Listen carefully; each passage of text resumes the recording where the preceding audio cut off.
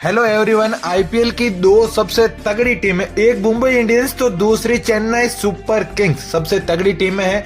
इनका जो रिजल्ट है आप देखते हुए चले आ ही रहे हो कि यही डोमिनेट करती है आईपीएल को। आईपीएल में अगर इनसे किसी को भी भिड़ा दो तो कहा जाता है कि फेवरेट हमेशा यही रहेगी, मगर जब ये आपस में भिड़ती है तो मुकाबला बहुत ही ज्यादा हाई वोल्टेज हो जाता है, जो आज के इस वीडियो में हम लोग देखने वाले हैं। इनका स्क्वाड कंपैरिजन भी, दोनों को स्क्वाड को अगर हम कंपेयर करते हैं कि सीएसके और मुंबई इंडियंस में से कौन बेटर नजर आ रहा है, तो अगर दोनों का मैच करा दिया जाए तो कौन सी टीम जीतेगी। अगर वानखेड़े में मैच होता है तो कौन सी टीम स्ट्रांग नजर आ रही है, कौन जीतने की प्रबल दावेदार होगी उस दिन, और अगर मुकाबला चेन्नई में हो रहा है तो कौन सी टीम प्रबल जीत की दावेदार होगी उस पर्टिकुलर डे पर। और साथ ही साथ आईपीएल की और आईपीएल ऑक्शन के बाद जो इन दोनों टीमों की प्लेइंग 11 हमें बनती हुई नजर आ रही है, वो प्लेइंग 11 बना के हम दोनों की प्लेइंग 11 को कंपेयर भी करने वाले हैं इस वीडियो के अंदर। तो चलिए अब आगे बढ़ते हैं इस वीडियो के अंदर, तो कंपेयर करते हैं दोनों ही टीमों की प्लेइंग 11। उससे पहले अगर आप चैनल पे नए हो तो कर दीजिए सब्सक्राइब, साथ ही दबा दीजिए बेल आइकन का, ताकि आपको लेटेस्ट अपडेट मिलती रहे सबसे पहले। तो एक तरफ ओपन करेंगे रोहित शर्मा, ईशान किशन, तो दूसरी तरफ ओपन करेंगे ऋतुराज गायकवाड़ और डेविड कॉनवे की जोड़ी होगी। तो आप दोनों में अगर आप जाओगे, अगर ओपनर को देखोगे तो यहाँ पे मैं कहूंगा कि पलड़ा भारी यहाँ पर मुंबई इंडियंस का भारी है, क्योंकि वहां पर रोहित शर्मा ओपनिंग करते हुए नजर आएंगे और इधर आपके ऋतुराज होंगे। अगर आप देखोगे कि फिर ईशान किशन और कॉनवे में जाओगे तो मुझे ऐसा लग रहा है कि यहाँ पर मामला लगभग बराबर है, मगर रोहित की वजह से मैं कहूंगा मुंबई इंडियंस के पास ज्यादा अच्छा ओपनिंग पेयर ठीक है। फिर नंबर 3 पर बात करेंगे। जब नंबर 3 पर जाओगे तो नंबर 3 बहुत ही ज्यादा आपको डिफरेंट नजर आएगा।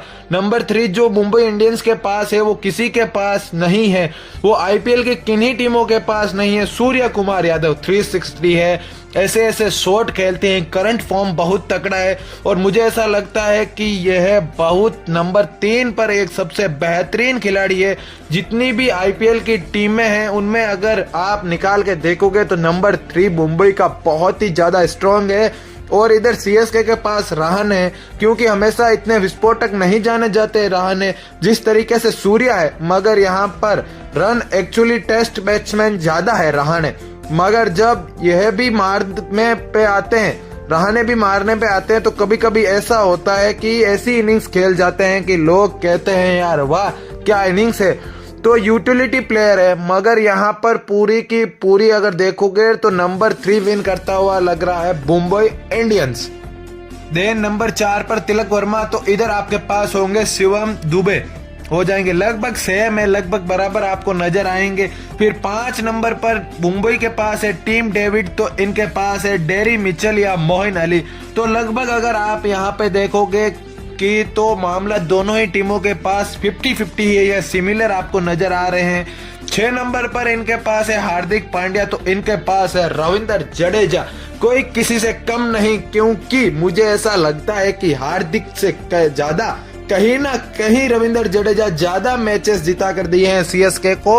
अगर आप कंपेयर करोगे कि जो हार्दिक पांड्या ने अपने करियर में किया है, तो मुझे ऐसा लगता है अगर आप 2023 वाला आईपीएल फाइनल उठा के देखोगे तो उसमें जडेजा ही थे। जब 2 बॉल पे 10 रन बचे थे तो जडेजा ने यहाँ पर मुझे विनर किया था सीएसके को, विनिंग करवा के दिया था सीएसके को।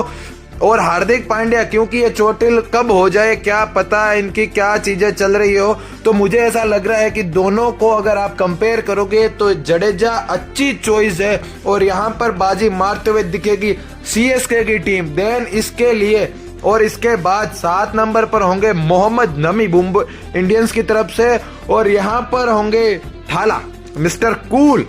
तो कंपैरिजन बनता ही नहीं है, क्योंकि थाला हेलीकॉप्टर शॉट है। 7 नंबर का कंपैरिजन है ही नहीं, वर्ल्ड क्रिकेट में भी नहीं है कंपैरिजन, यहाँ तो कंपैरिजन बनता ही नहीं है। तो यहाँ पर पूरी की पूरी बाजी मारती है टीम सीएसके, वो भी एमएसडी के बलबूते पर। नंबर 8 पे इनके पास क्या ऑप्शन है, मुंबई इंडियंस के पास ऑप्शन है आकाश मांडवाल, तो यहाँ पर है शार्दुल ठाकुर। तो मुझे ऐसा लगता है कि एज ए बॉलर आकाश मांडवाल बहुत ही अच्छे हैं, बाजी मार रहे हैं, मगर as a batsman Shardul Thakur भी बाजी मार रहे हैं। ठीक है, अब बॉलिंग में अगर आप जाओगे तो फास्ट बॉलिंग में सीधे से सीधी एज मुंबई इंडियंस को बाजी मारते हुए नजर आएगी। स्पिन डिपार्टमेंट में जाओगे तो सीधे से सीधे एज यहाँ पर सीएसके बाजी मारता हुआ नजर आता है, क्योंकि फास्ट बॉलिंग में जाओगे तो इनके पास बुमराह है, क्वाइट जी भी आगे हैं, मांडवाल भी है, जैसन भी है, और सीएसके के पास है पथिराना, दीपक चहार, शार्दुल ठाकुर, और इनके बाद अगर मौका आता है तो मुस्ताफिजुर को भी ये लोग खिलाएंगे, मगर यहाँ पर इनमें से कोई भी डाउन नहीं है। मुंबई इंडियंस डेथ ओवर में या नई बॉल से ज्यादा स्ट्रांग नजर आती है, ठीक है। फिर इम्पैक्ट प्लेयर के रूप में यहाँ पर समीर रिजवी होंगे, चेन्नई की तरफ से आएंगे, और यहाँ पर आपको इम्पैक्ट प्लेयर के रूप में कार्तिक हो गए या निहाल वडेरा हो गए, ऐसे कुछ लोग खेलते हुए नजर आएंगे। तो आप देखोगे कि दोनों ही टीमें, अगर कोई टीम ऊपर से मजबूत है तो कोई टीम मिडिल ऑर्डर से मजबूत है। कोई अगर फास्ट बॉलिंग को कोई टीम फास्ट बॉलिंग को डोमिनेट कर रहा है तो कोई स्पिन को डोमिनेट कर रहा है। अब कप्तानी की बात करते हैं, अगर दोनों ही टीमों के कैप्टन को कंपेयर करते हैं तो एक तरफ होंगे हार्दिक पांड्या और दूसरी तरफ होंगे MSB मिस्टर कूल होंगे। तो अगर यहाँ पर हम कंपैरिजन की बात करते हैं तो हम वो बेवकूफ भी होगा कोई इंसान जो यहाँ पे कंपैरिजन की बात करेगा, क्योंकि यहाँ पर सीधे से सीधे एज है धोनी मास्टरमाइंड है, विकेट के पीछे मास्टरमाइंड है, और जब वो अपनी टीम को यूटिलाइज करते हैं ना तो उनसे बड़ा कोई मास्टरमाइंड है और ना आज तक वर्ल्ड क्रिकेट में कोई देखा। तो कप्तान के तौर पर सीधे से सीधे एज है, सीएसके बाजी मार रही है, सीएसके के पास धोनी है। बात करते हैं कि दोनों ही टीमें अगर आईपीएल 2024 में टकराती है तब मुकाबला कैसा होगा, तो मुकाबला बहुत ही बम्पर होगा, बहुत ही इलेक्ट्रीफाइंग होगा, बहुत ही हाई वोल्टेज होगा। मुकाबला अगर चेन्नई में हो, स्पिन पिच पे हो, तो यहाँ पर एज सीधे से सीधे सीएसके को ठीक बाजी मारते हुए देखते हैं हम, क्योंकि सीएसके के पास तिलक शाह है, जडेजा है, मोइन अली है, 12 ओवर स्पिन के पकड़ने पर, क्योंकि माहिर भाई कप्तानी कर रहे हैं तो 12 ओवर जो होंगे उनमें से आप देख ही लो, मिस्ट्री स्पिनर तिलक शाह, देन रविंद्र जडेजा, उसके साथ साथ मोइन अली है। तो यह जो जाल बोनेंगे ना, तो यहाँ से मुंबई इंडियंस को निकलना बहुत ही मुश्किल हो जाएगा।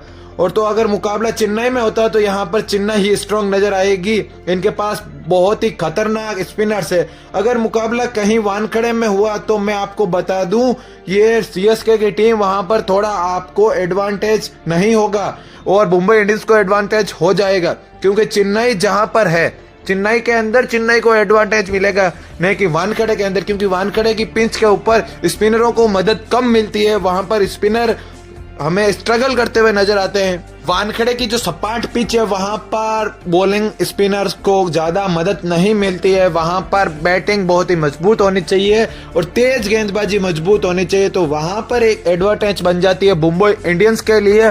तो वानखेड़े के अंदर मुंबई इंडियंस के जीतने के चांस ज्यादा है, और चेन्नई में तो भाई पूछो ही मत, क्योंकि चेन्नई में तो चेन्नई ही जीतने वाली है।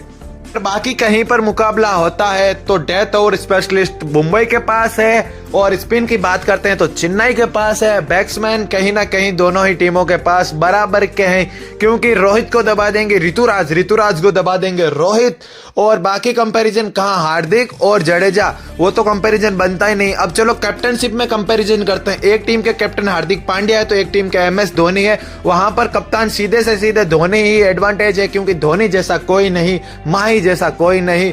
तो यहाँ पर 50-50 होने वाले हैं सारे के सारे मुकाबले। चेन्नई और वानखेड़े की पिच को छोड़कर बाकी सारी की सारी पिचों पर मुकाबले 50-50 होंगे। मैं तो कहता हूं मुकाबले 60 और 40 होंगे, 40% मुंबई इंडियंस और 60% Chennai super kings. Hey guys, thanks for watching video, thank you so much, visit again. आपको क्या लगता है कौन सी टीम बेटर है? कमेंट बॉक्स में अपनी राय जरूर दीजिएगा। Thank you.